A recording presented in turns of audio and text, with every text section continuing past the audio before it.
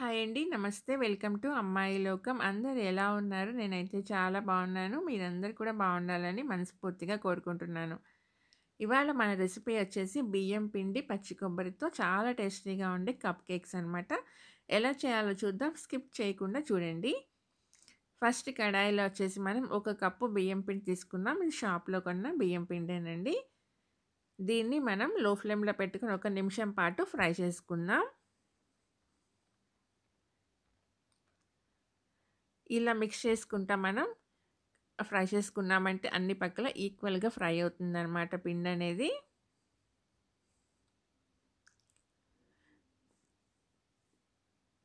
ఇప్పుడు దీన్నొచ్చేసేసి మనం ఫ్రై అయిన తర్వాత మిక్సింగ్ బౌల్‌లోకి ట్రాన్స్‌ఫర్ చేసేసుకుందాం పిండి.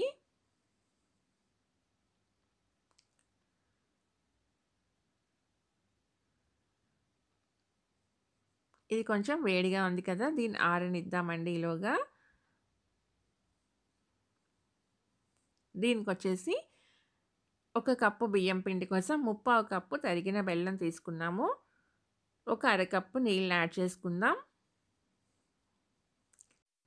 స్వీట్‌నెస్ అనేది కరెక్ట్‌గా సరిపోతుందండి. ఒక కప్పు బియ్యపు పిండి కోసం ముప్పావు కప్పు బెల్లం అనేది తక్కువ మాత్రం తీసుకోవద్దు. టేస్ట్ బావుండదు. స్వీట్‌నెస్ తక్కువగా ఉంటే కావాలన్నాళ్ళు ఎక్కువ తినేవాళ్ళు స్వీట్‌నెస్ ఒక టేబుల్ స్పూన్ ఎక్స్‌ట్రా యాడ్ చేసుకున్నా పర్వాలేదు.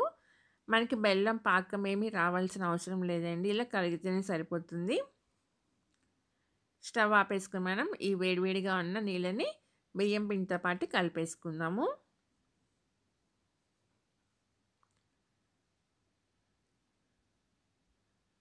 దీన్ని మంచిగా మిక్స్ చేసుకుందామండి ఇప్పుడు. మనకి ఇది ఇంకా కొంచెం గట్టిగానే ఉంది కదా!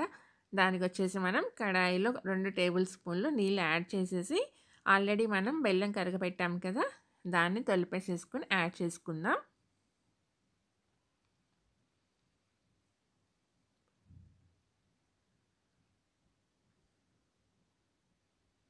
కడాయిలో వచ్చి 2 టేబుల్ స్పూన్లు నెయ్యి యాడ్ చేసుకుందామండి. దీనిలో వచ్చేసి ఒక టేబుల్ స్పూన్ తెల్ల నువ్వులు తీసుకుందాము. నల్ల నువ్వులు కావాలన్నా గానీ మీరు యాడ్ చేసుకోవచ్చు. ఇది కొంచెం ఫ్రై అయిన తర్వాత పచ్చి కొబ్బరి ఒక పావు కప్పు యాడ్ చేసుకున్నాం.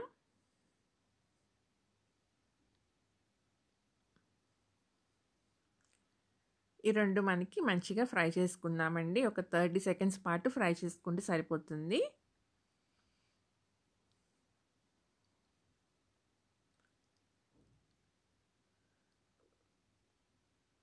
ఇప్పుడు ఈ ఫ్రై అయిన కొబ్బరినొచ్చేసి మనం బియ్యం పిండి మనం కలిపి పెట్టుకున్నాం కదా! దాంతో పాటు యాడ్ చేసేసుకుందామండి.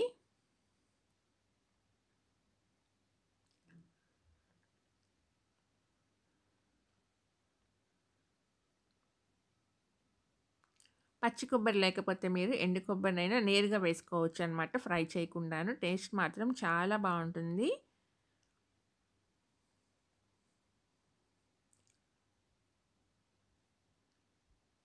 ఇలా మిక్స్ చేసేసుకున్న తర్వాత 2 యాలకులని దంచి వేసుకుందాం. ఫ్లేవర్ చాలా బావుంటుందండి యాలకులేసుకోవటం వల్ల.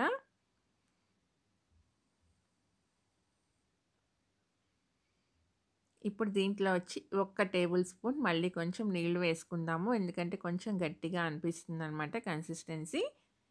అంతేనండి కలిపేసుకొని పక్కన పెట్టుకొని ఇడ్లీ ప్లేట్‌లో కూడా మీరు నేరుగా వేసుకోవచ్చండి. దీన్ని ఇడ్లీలాగా కూడాను. నేను చిన్న చిన్న గిన్నెల్లో వచ్చేసేసి నెయ్యి అప్లై చేసుకొని దాంట్లో వేసుకుందాం పిండిని అలా వేస్తున్నాను ఈరోజు. మీరు కావాలంటే ఇడ్లీ ప్లేట్స్‌లో కూడా నెయ్యి అప్లై చేసుకొని నేరుగా వేసుకోవచ్చనమాట.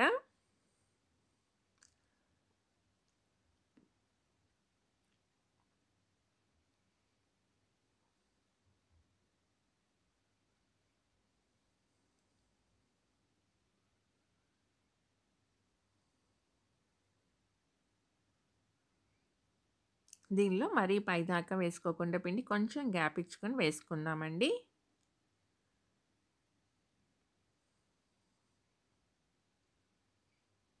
అంతేను అన్ని గిన్నెల్లో పిండి వేసేసుకొని మనం ఇడ్లీ కుక్కర్‌లో మనం నీళ్ళు యాడ్ చేసుకొని దానిలో స్టాండ్ పెట్టేసుకొని ఇడ్లీ స్టాండ్ అందులో ఈ గిన్నెలు పెట్టుకొని ఉడకబెట్టుకుందామండి. చక్కగా రెడీ అయిపోతుందనమాట. స్టవ్ వచ్చేసి మీడియం ఫ్లేమ్‌లో పెట్టుకొని ఒక 8-10 మినిట్స్ కుక్ చేసుకున్నామంటే కరెక్ట్‌గా కుక్ అయిపోతుంది. ఇడ్లీ ఎలా అయితే మనం స్టీమ్ చేసుకుంటామో అంతేనండి. చూడండి 10 నిమిషాల తర్వాత చక్కగా రెడీ అయిపోయిందనమాట. వెంటనే తీయకుండా ఒక 2 నిమిషాల పాటు ఆరిన తర్వాత చక్కగా డీమోల్డ్ చేసుకుందాం. అంతేనండి. పిల్లలకి కానీ, పెద్దవాళ్ళకి కానీ అందరికీ నచ్చే కప్ కేక్స్ అయితే రెడీ అయిపోయాయనమాట. చాలా హెల్తీ రెసిపీ. అలానే చాలా టేస్టీగా ఉంటుంది. చూడండి చాలా సాఫ్ట్‌గా.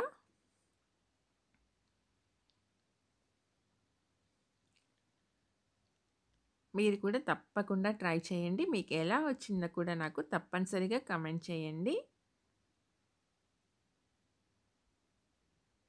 వీడియో నచ్చినట్లయితే తప్పకుండా సబ్స్క్రైబ్ చేసుకోండి. మీ ఫ్రెండ్స్‌కి, ఫ్యామిలీ మెంబర్స్‌కి షేర్ చేయండి.